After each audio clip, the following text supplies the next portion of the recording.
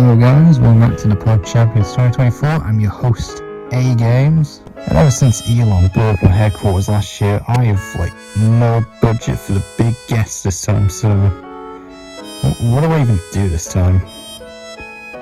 I mean, I guess I could talk about the things I did this year. Yeah, you know what, let's go with that. What we do here is go back.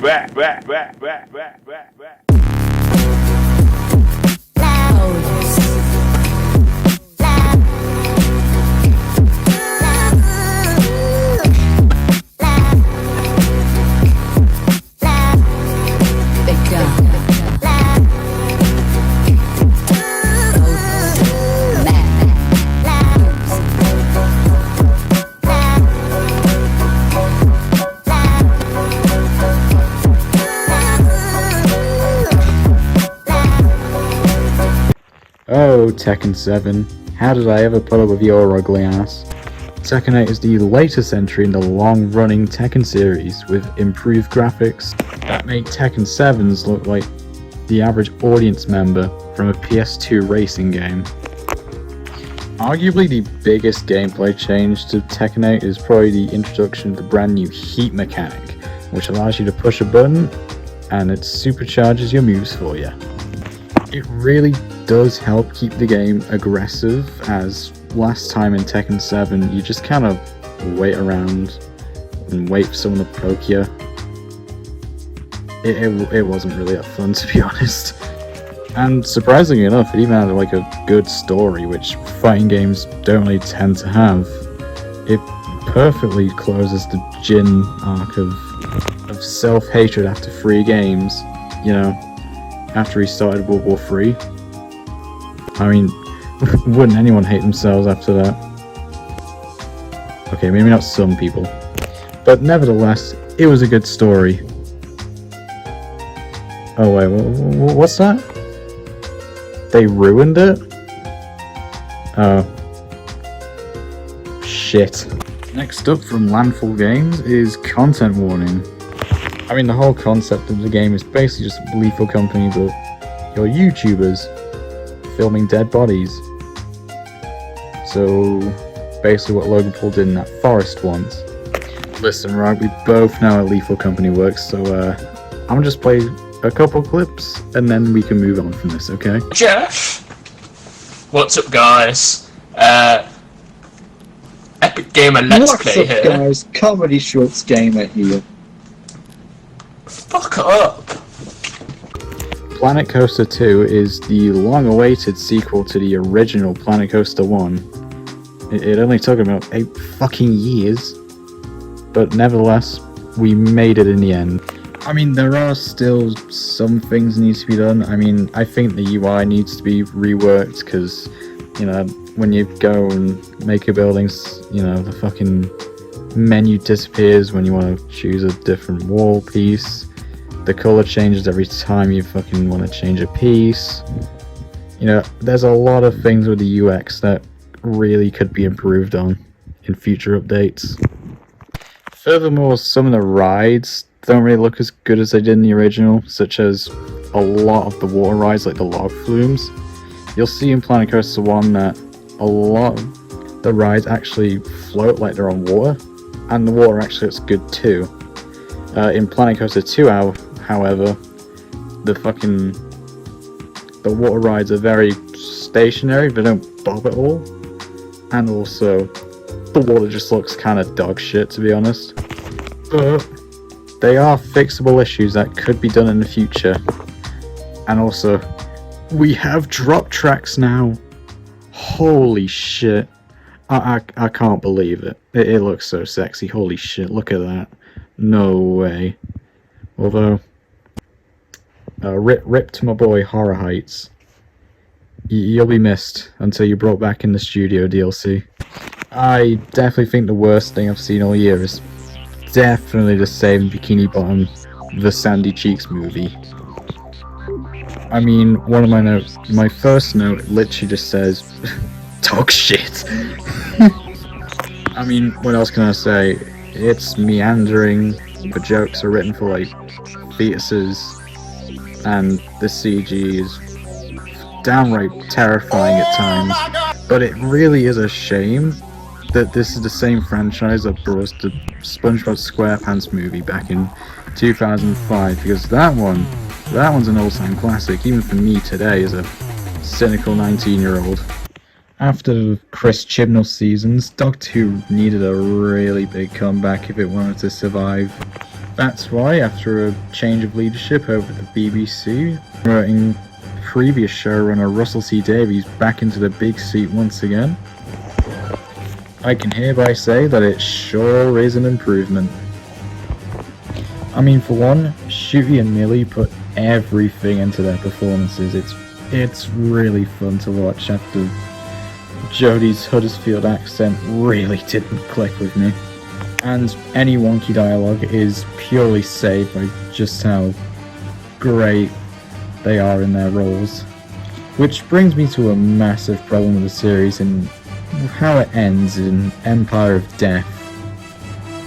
Because you see, while most episodes are really fun in a vacuum, when they all come together, what goes on? What?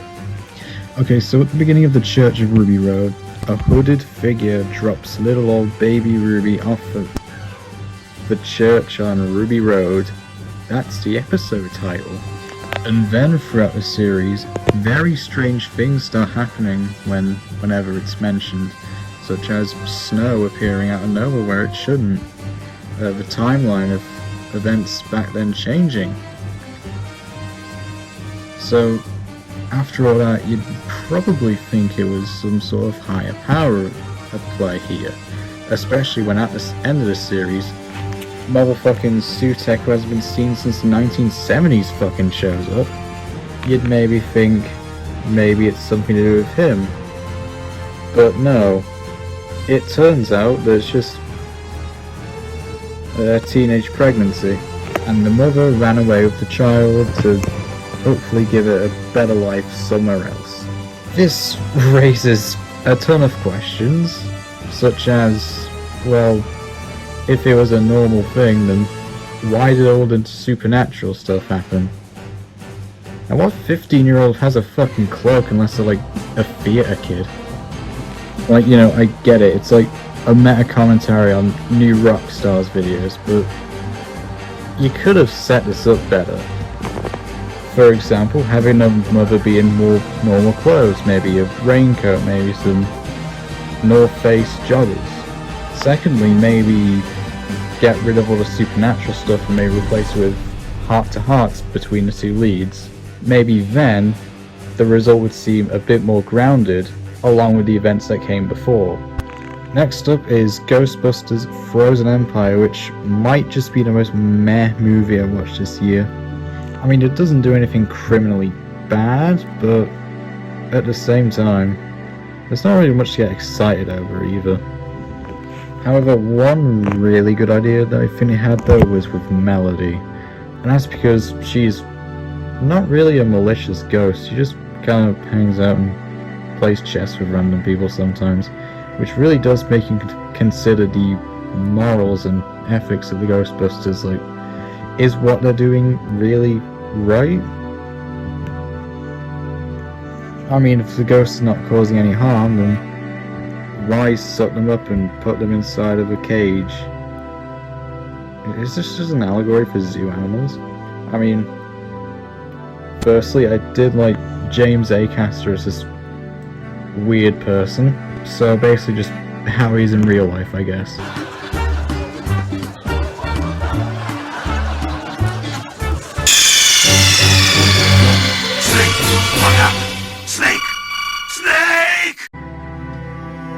And also Patton Oswalt, who you might know as Jesse from Minecraft Story Mode. He makes an appearance in this movie as this nerd. It is kind of a shame though that the new cast does get shafted for old cameos from the old Ghostbusters, such as Bill Murray, who I think has 2 scenes in the entire movie.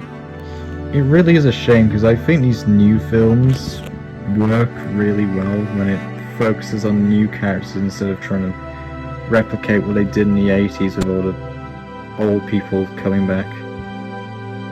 It's kind of why I liked Afterlife so much when that one came out, because it focused on an entirely new cast of characters, taking the franchise in a brand new, bold and creative direction. But no, I guess we can't have that. Nostalgia always brings in the money. If we're being real for a second, The Acolyte is not as bad as some people would like you to believe. I mean, at least it's better than Book of Boba Fett. I mean, that's a low bar, but like, they still cleared it. For one, the action in Acolyte is really good, especially fights like the forest fight and the Wookiee Jedi fight. Also, Master Soul, played by the same guy who played Gi-Hun in Squid Games, was also really good. He portrayed Soul's pain really well, I think, and is by far the MVP of the show, especially when the same show also has characters like OSHA Violations, Eddie Gordo, Child Soldier, and Green. Listen, I'm not saying the series is perfect, but it's a lot better than some people would have you believe.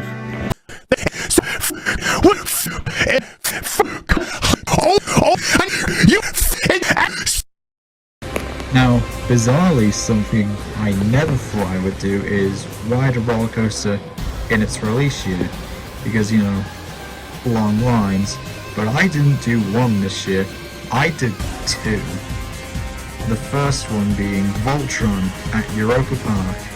This is the first ever brand new model from Mack Rides, the Mack Rides Striker Coaster, which is sort of like a wing coaster. I mean, if you ever done the Intamin wing coaster, a bit like Hyperion at Energylandia, it's kind of like that, but a bit more compact.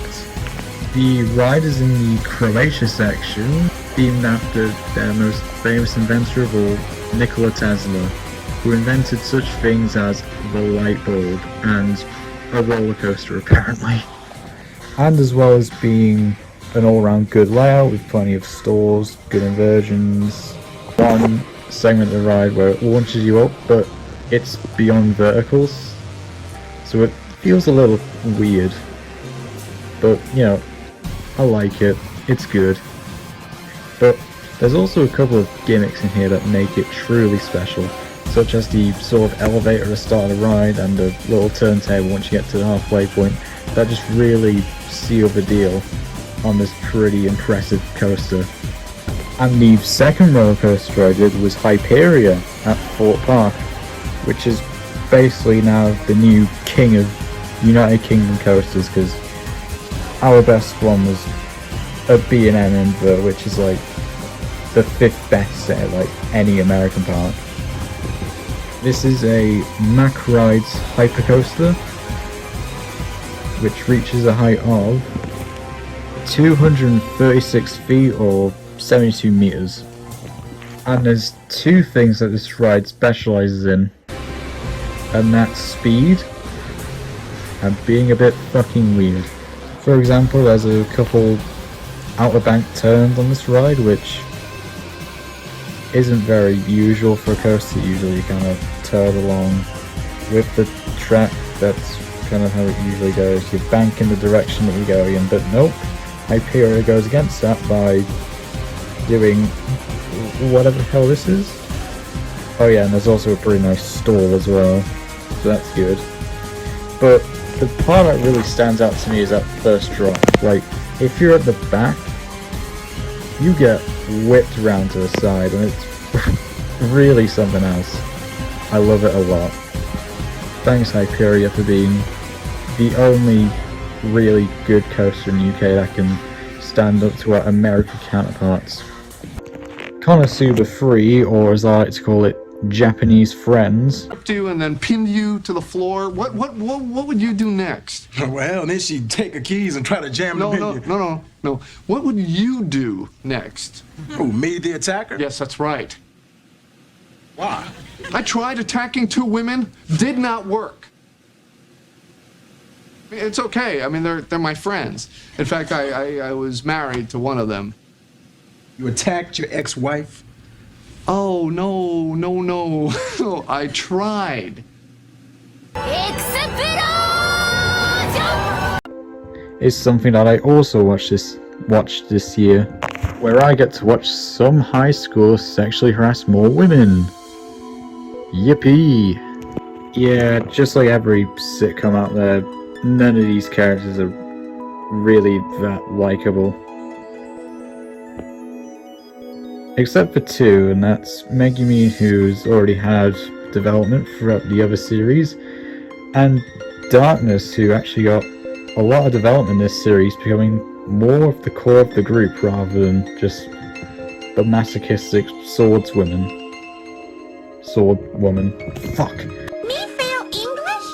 That's impossible. Which I actually kind of like this new role for her. It makes, while still having a masochistic personality, she actually has more layers to her now, which is actually quite nice because of this new motherly role she brings to all of the new party members. Overall, good job with the character. I always believed in Darkness from the start. Deadpool and Wolverine is the third Deadpool movie, and while it retains the great action and comedy from the last two movies, there's something that kinda feels missing to me about it. And I think that's the emotional impact from the first two. For example, in Deadpool 1, they spend like a lot of time building a relationship between Deadpool and Vanessa, including with pegging. So when she does get kidnapped towards the end of the movie, it's like, real shit. He's gotta get her back. Holy shit. I just want Wade to be happy. Which then makes you more invested in the action as a result. Whereas the main emotional anchor for this movie, Wolverine, you don't really get to see what makes him the way he is. I mean, he talks about it, but it's not really as impactful as actually showing it, I think. And that's kinda what let this movie down for me. And yeah, no amount of cameos will ever fix that problem for me. Still a good movie, but it was just missing that little extra that the first two movies did have. And I watched absolutely no other anime this year.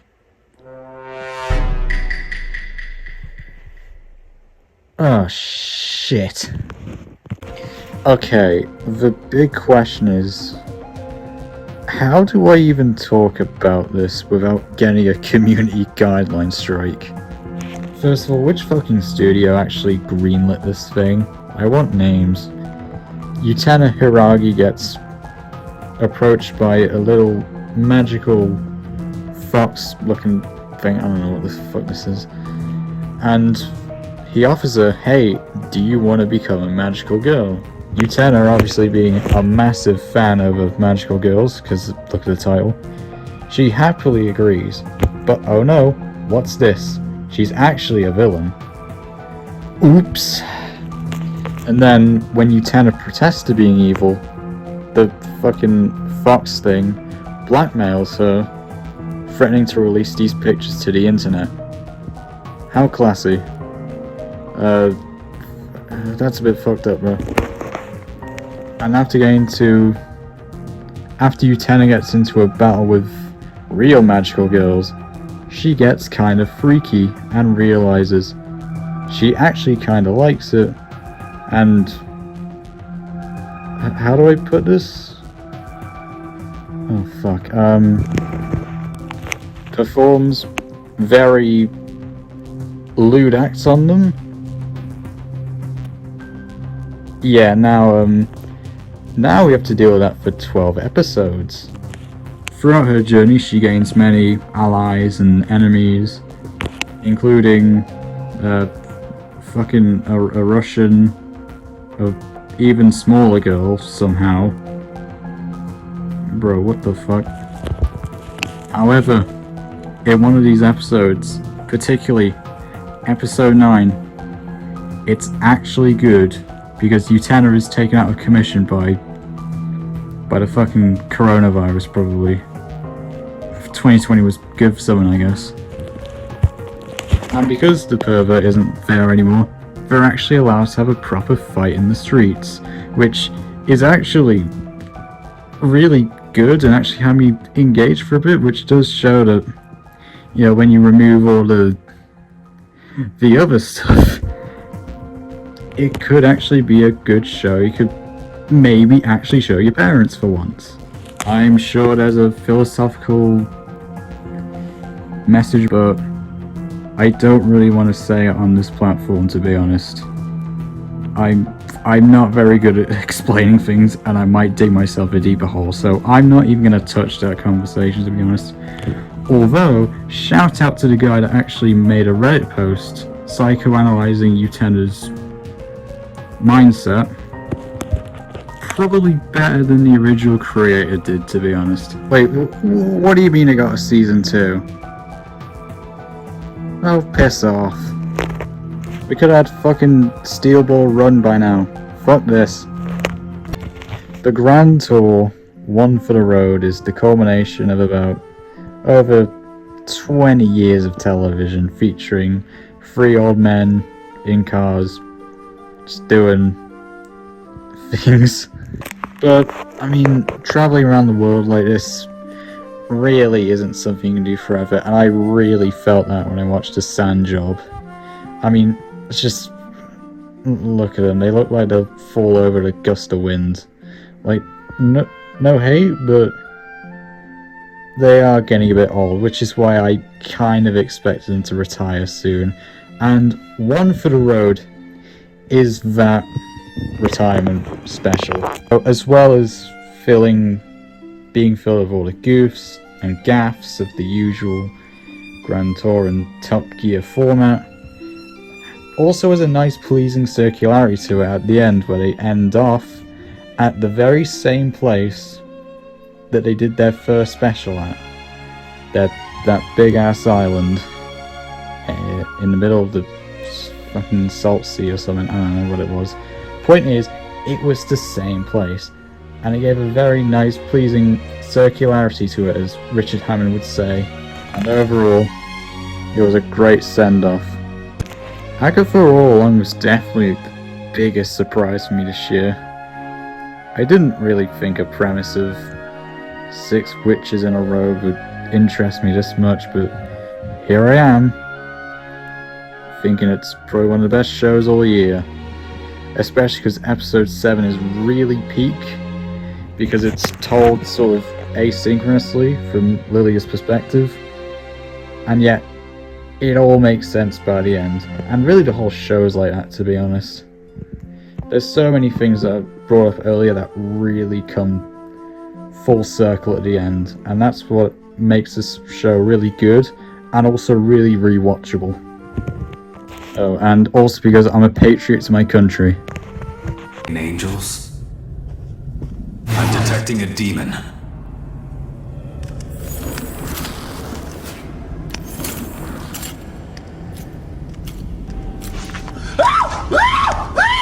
She is such a bad bitch, though. I will fuck the shit out of that robot, man. I'm not even... Shin Megami Tensei 5 Vengeance is a expanded re-release of a game that came out in 2021. And first of all, I have a massive bone to pick with this game, because earlier in the year I bought the base edition just before all the leaks came out about Vengeance being a thing, and now I'm just left with this base copy of Shin Megami Tensei 5 in my collection, just rotting there. I spent money on this, man. Okay, back on track. The one thing that this game adds is the brand new Canon of Vengeance mode, which brings around 2 new changes. Yoko and the Kadishtu.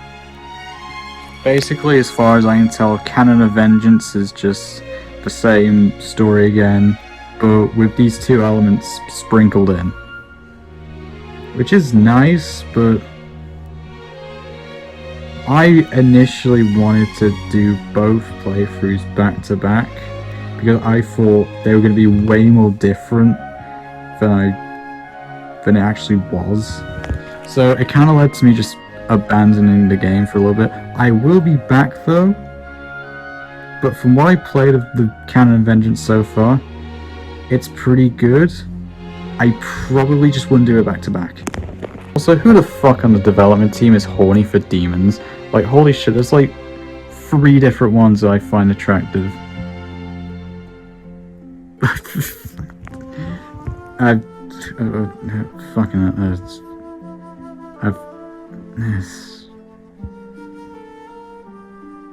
Fuck.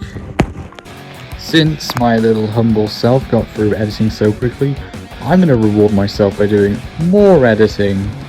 Yippee! To bring you reviews of more things that came out this year.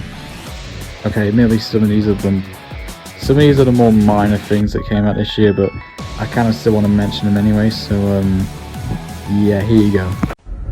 Did I ever tell you what the definition of insanity is? Block Tales is the game that Roblox does not deserve. It is a sprawling RPG inspired by the gameplay of Paper Mario and the looks of old classic Roblox. You know, before it looked like this monstrosity. And for a Roblox game, it has surprisingly great and robust gameplay. Although if I were to give one criticism about the gameplay, it's the fact that sometimes it can be a bit hard to find the attacks you want once you got like a lot of things, because all the menus are labelled so generically, so you don't really know what's behind it, especially if you haven't played in a while. But apart from that, attacks still feel great to pull off as ever. The thing is, I would not even be talking about this game, but Chapter 3 really does level up the gameplay and story by introducing more artistic choices into its story, such as making the enemies hand-drawn, making the environments hand-drawn, a bit like Amori, and starts to integrate themes that tackle mental health, just like Amori. Starting to think that the devs just played Amori and kind of wanted it in the game, but it's done well enough, so I don't really care. Marvel Rivals. Now, what do you want me to say about this? It's just Overwatch, but Marvel, and third person. What more do I really need to say about it? Oh yeah, I mean, I guess it looks pretty good too. Making a follow-up to the Caesar trilogy was always really going to be a tall order. And yeah, Kingdom of the Planet of the Apes is a fun time, but easily the worst of the new movies. Well, okay, maybe it's on the same level as Rise, but stay with me here. The first half of the movie feels like a quiet trek in the forest. You're alone, scenery is great, the sound is divine, and there's a giant orange orangutan always following you. However, the second half of the movie just kind of feels like they're doing war again, but this time it's other apes instead of humans. This time led by the massive fucking ape Proximus Caesar, who's kind of funny, because he is every Fallout New Vegas fan after reading about Roman history once, seeking to recreate it with his Discord buddies. Overall, I give this movie a cool out of 10. Helldivers 2, I sure do love spreading democracy, especially when I'm on my own and can only do 1 to 2 star missions. Yippee! Yippee! Awaria is brought to you by the same makers of Helltaker, and it pretty much has all the trademarks. Small chibi sprites, simple yet challenging gameplay, and questionable bonus. The game is part Enter the Gungeon, part Five Nights at Freddy's, which means you have to keep an open eye on all spaces at all times, which sometimes was very hard for me. But if you liked Helltaker, you'd probably like this too. You know, Palworld having the concept of Pokemon with guns is great on paper, but then I realised, wait a minute, I hate open world sandbox survival games. Why do I have this? Silent Hill, the short message, is a really weird one for me. I mean, aesthetically, I'm all over it. I mean, I even plan to try and emulate the original Silent Hill 2 one day because I don't want to play the remake. That's not the artist's true vision. But when it comes to the plot and gameplay, I just don't know. The gameplay just feels straight ripped from horror walking simulators like Amnesia from early 2010s. Left funny jump scares and all. And the whole plot of the game is about bullying, which is very hard to get right in most cases. For the most part, they treat it with the respect it deserves, but I don't know, something towards the end kind of feels a little off and I can't put my finger on it. Mainly because I haven't touched the game in like 6 months, so I don't really remember too much. So yeah, if you love Amnesia, you'll love this game. What do you mean it's a PS5 exclusive? So less people are gonna play this? Damn. Trails Through Daybreak is a game that I wasn't really going to cover in the initial draft of this script, but then I realized that the demo is like 1/5 of the game, so I guess I'm obligated to talk about it now. So yeah, the big new change in this new Trails game is the fact that action combat is now here, and to be honest, it's a bit underwhelming because it mainly kind of feels like the prelude to the actual turn-based combat, because all action combat really does is give the enemy like elements that you can use to have an advantage in turn-based fights. Or another use is just killing the really weak enemies, but I mean, hey, those aren't going to help you level up anyway. They're not worth it. And the story is also going in an interesting direction as well, because for once there's actually a main character death, unlike the Cold Steel games. And also, through your journeys in the Calvary Republic, things are a lot more morally grey as your job as a Spriggan calls for it, which promotes actual discussion of topics instead of scenes that consist of other characters jerking each other off for 5 minutes. So the plot of this game revolves around Agnes Claudel in a quest to find the 8th genocide that her grandfather left, I think. And you, as Van Arkwright, have to travel with her around the country to collect all of these 8 genocide. And so, yeah, I'm very interested to see where this goes. I'll play the full game eventually. And so, we've reached the end of this Pogchampions Awards this year. And what a year it's been, because I have had so much to talk about. Admittedly, I have wanted to talk about more, but either they came out too late in the year, or this video is fucking long enough. Like, holy shit. I'm just a humble guy doing this on my own, man. Like, I don't have editors. This is all me. This is a lot of work for me. So next year, I'm secretly hoping that less comes out, so I've got less work to do. So yeah, it's actually been a pretty great year this year, and roll on 2025. Oh, but before we go, actually, I've got a little surprise for you. You thought I forgot about the world premieres? Nah, baby. Here's a world premiere for my next project. Goodbye.